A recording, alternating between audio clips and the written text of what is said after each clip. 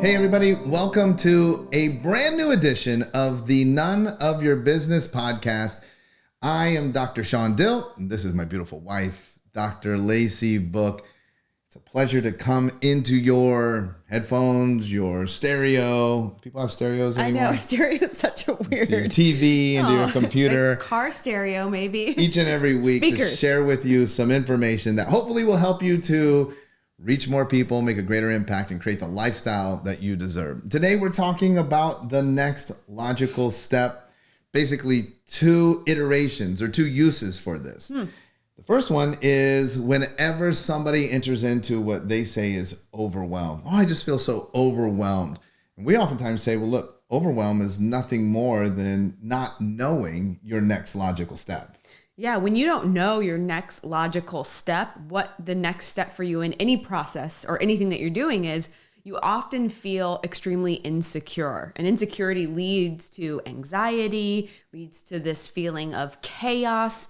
So oftentimes when you have a massive to-do list or a lot of things on your plate, you're not really overwhelmed. You feel like you're spinning in circles because you don't know where to go next. Yeah, or maybe you have like a list and you have like 38 things on your list. You know you can't do them all. Right. But you also don't know which one you should do. Right. Yes. And so then you just say to yourself, like, oh my gosh, I'm just so overwhelmed. So what do we do to help to combat that? How do we determine what we should do? I always have people take a step back, especially when your list gets a little bit out of control. Because typically when we're talking about overwhelm, that's what we're talking about, is all the things that need to get done that you haven't yet.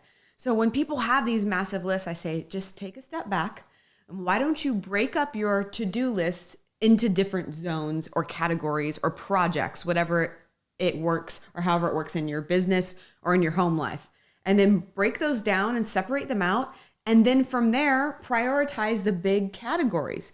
Which one should I get done first that will move me closest to or forward in the goals that I have for my business and in my life? Well, when it comes to business too, I often think that we need to think in terms of money as revenue generation. So I think a lot of times that people spend a lot of time in things that don't actually produce revenue, that don't actually bring in new clients, that don't actually help you to service clients. People spend a lot of time learning how to set up their, programs or what it is. And this is oftentimes wasted time. We could short circuit that by just hiring delegating. Right. And so I oftentimes say, let's just look at what on my list could I tackle that would move me closer to producing more revenue. See, and you think in revenue and I think in revenue and time, because sometimes I need to look at what task or what project do I need to get done that will ultimately give me back more time so that I can make more revenue. And so sometimes you have to look at that component as well, because that's a very powerful move when it comes to prioritizing what you want to do. So if you understand that, if you're like, all right, I got that. So whenever I do not know what the next logical step is, that's when I enter into a state of overwhelm.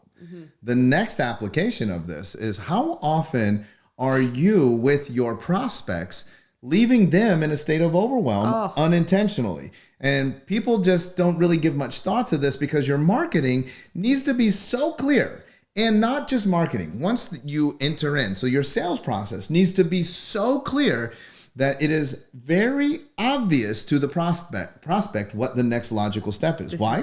Well, because in the moment that they have the thought, I don't know what to do next, they enter into overwhelm. Well, they become overwhelmed, and they do just like we do. Anybody who's overwhelmed, they do nothing because they're like, oh my God. So applications, maybe website, right? I see so many websites that they're beautiful, right? Everybody wants to have a beautiful website. And I look at the page and I'm like, I'm not sure what I'm supposed to do. Do I call? Do I sign up somewhere?